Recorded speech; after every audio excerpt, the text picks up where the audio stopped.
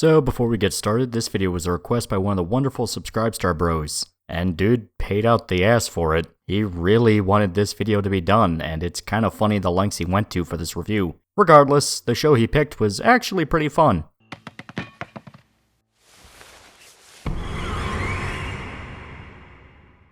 As far back as I can remember, I always wanted to be a gangster.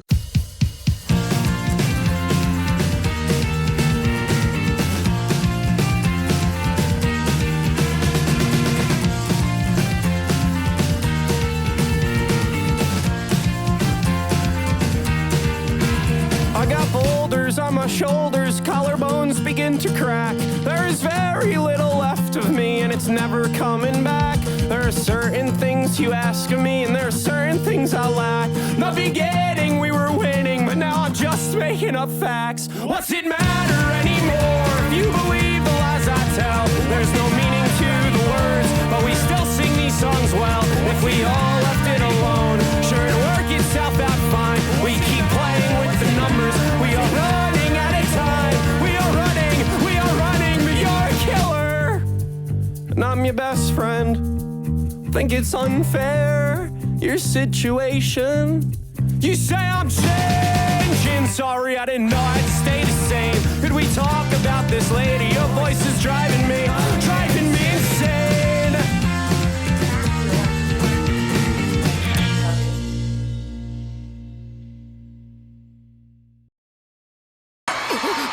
I'ma get medieval on your ass. Yeah, we're talking about a shoujo series this time. Again, Ore Monogatari, also known as My Love Story. This is the anime adaptation to the manga written by Kazune Kawahara and illustrated by Aruko. The story follows the kind-hearted Takeo Goda, who winds up saving a girl from being molested on a train. He quickly falls in love with her, and the series explores how their relationship begins, and the shenanigans they get up to. Now, we haven't really talked about any shoujo anime on this channel. We covered the villainous isekai a long-ass ways back, but that was about it. It's a genre that simply doesn't get a lot of rep here.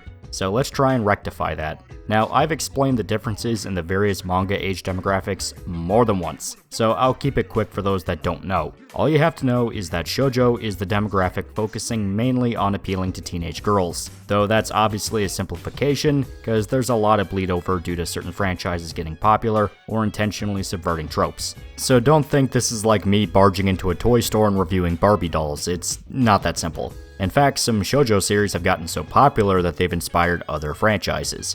A lot of the magical girl genre were inspired by series like Precure, Cardcaptor Sakura, and Sailor Moon, which are all part of the shoujo market. If you want an even crazier example, the Golden Age arc of Berserk was essentially Gentaro Miura taking the plot of Rose of Versailles and mixing it with an 80s action manga. Now, shoujo, like any manga genre, has its share of tropes and cliches. In fact, they're so prevalent that it's becoming a cliche to make fun of the cliches. You can find rabbit hole after rabbit hole that's just various genres and subgenres. If you think the current swamp of isekai shit is bad, where it's just some Japanese office worker going to another world and becoming a king with a cheat ability, yeah, just go to any random manga or light novel site and type villainous in the search bar. Fuck you!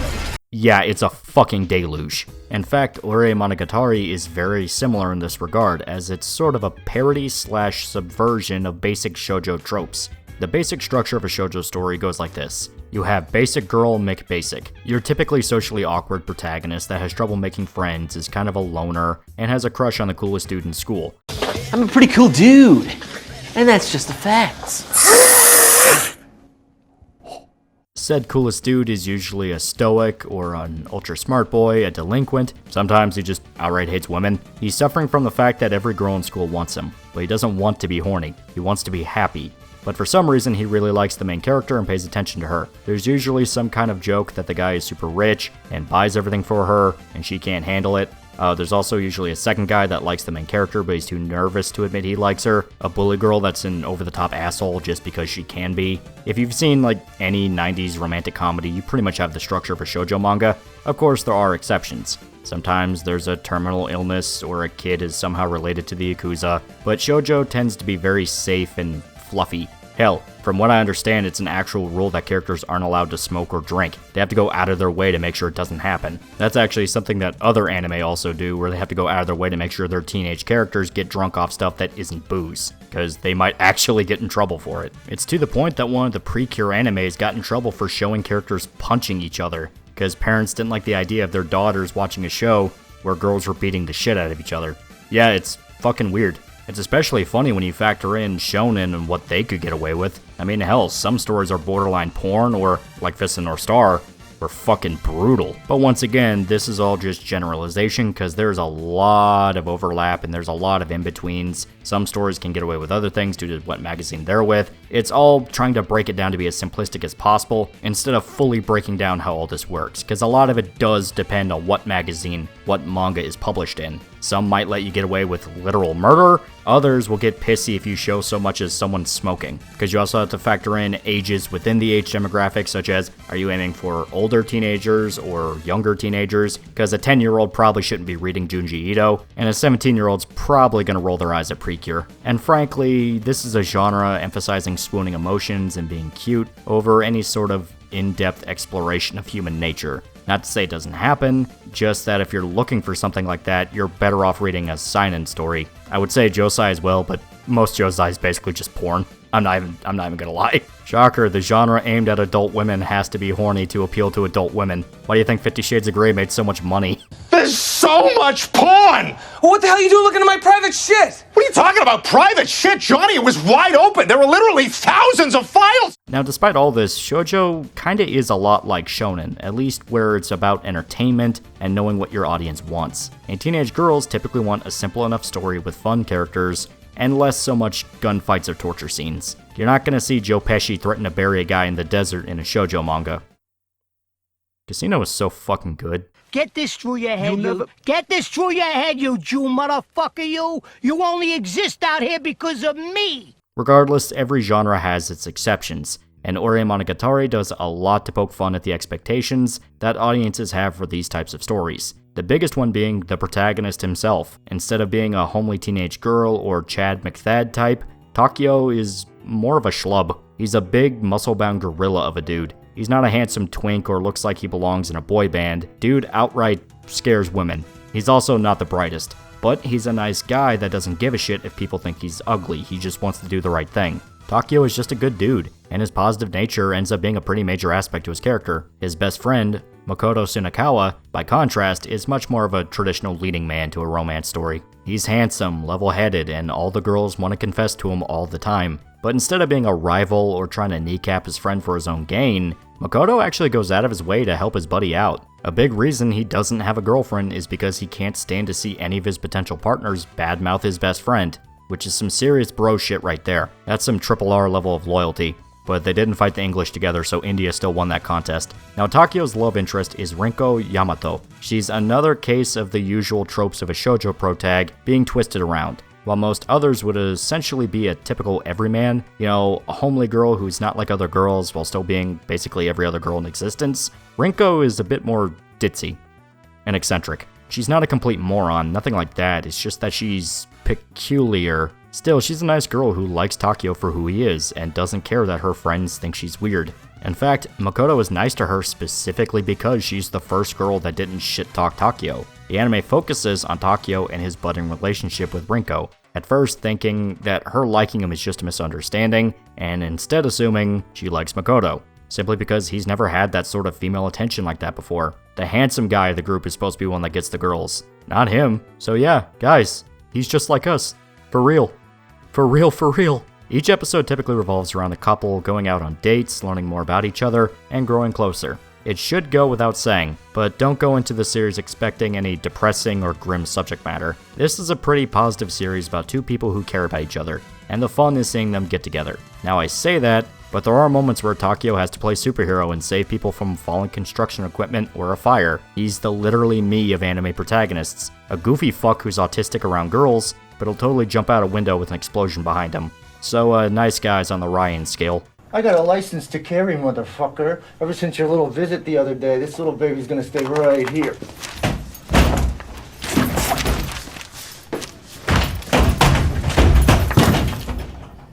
Now, the cast is bigger than just the main three. There's a bunch of side characters who do show up and do their own things, including some unironic love rivals who do try to get in the way, but nothing that lasts too long or causes too much friction. In fact, some of you guys might not be able to last too long with this series. There simply isn't much of a plot behind it, intentionally so, but if you like your anime romances to coincide with a larger story or something like that, this is not for you. It relies on liking the characters and having fun watching them do stuff. It's a romantic comedy, so it's about watching two people in love doing goofy things. If you like your slice of life stories, this is something you'll probably enjoy. It's a chill watch with some moments that can be genuinely pretty funny, mainly because Takeo was brain damaged. There also isn't any fan service, in case you guys are curious about whether or not this is a my dress-up darling situation. Nah, this is a very safe series by pretty much every definition of the word. Now, the anime is 24 episodes and covers a decent chunk of the manga, but of course,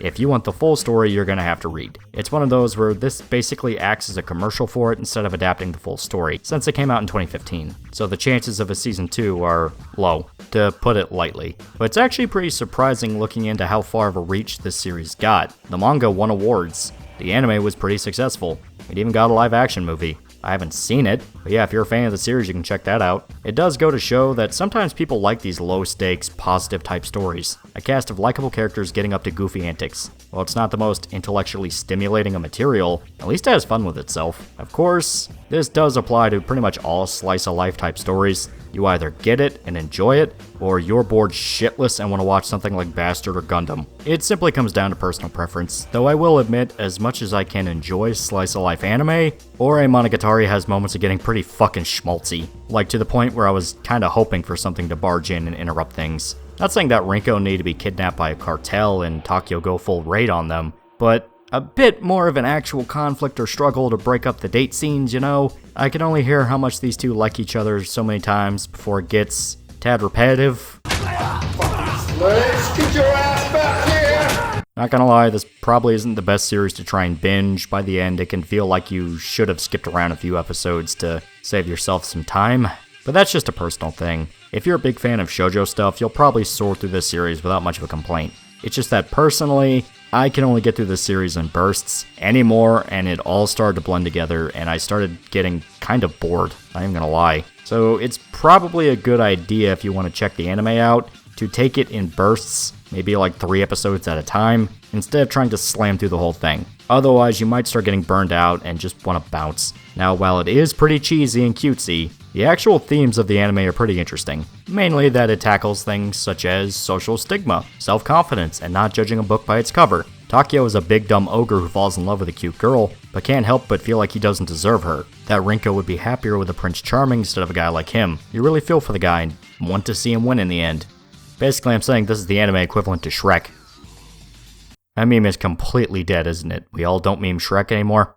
Fuck, I hate getting old. Point is, this is a nice story about not judging people and accepting someone for how they act instead of how they look, which is a pretty nice message. That's part of where the subversion to the anime comes from, assigning traditional roles to different character archetypes than what you're used to. The leading man is burly instead of handsome, the lead girl is ditzy and weird yet is more clever than she lets on. The best friend is willing to look like a massive asshole just to make sure his buddy doesn't have anyone making fun of him. You get the point. And once again, this is all stuff that would probably hit far harder if you're already well acquainted with shoujo stuff. It's not quite a brutal takedown or Watchmen level deconstruction. I mean, nothing like that. It's just poking fun at the cliches and having fun with an out there concept. There's no bitterness or attempt to paint the whole genre as stupid, it's just trying to be entertaining. Now, the anime itself is pretty well made.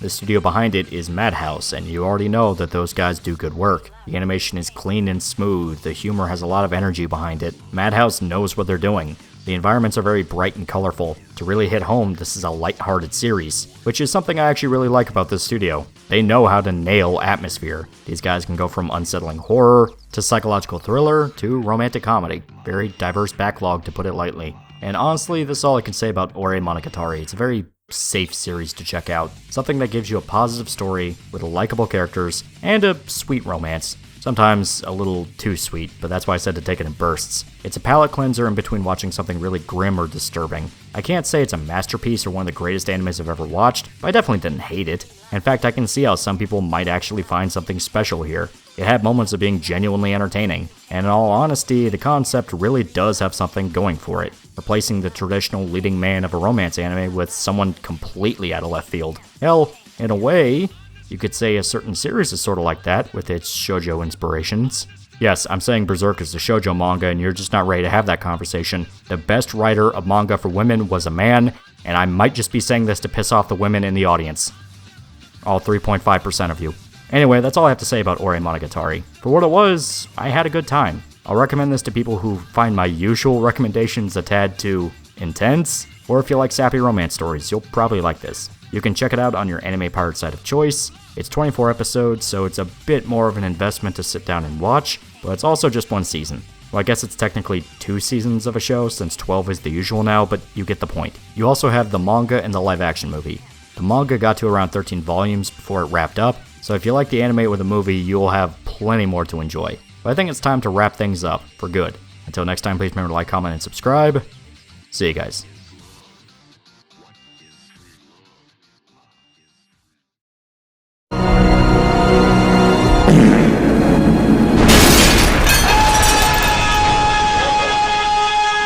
Hey, loser. Do you want a shirt? Do you want a t-shirt? I have shirts now. Look in the description for a link to a t-shirt you can buy. If you don't buy the t-shirt, I'll kill your family. If you don't buy the t-shirt, I'll poison your dog. If you don't buy the t-shirt, you're going to be the only person in town that does not have a t-shirt. Everyone's going to look at you funny. There's going to be social consequences to not having one of these t-shirts. I'm now making express threats of violence against you if you do not buy my t-shirt. I will call the police, tell them how you're not buying my shirt. They're gonna plant crack in your house, and they're gonna arrest you and then beat you up in a jail cell. Buy my shirt.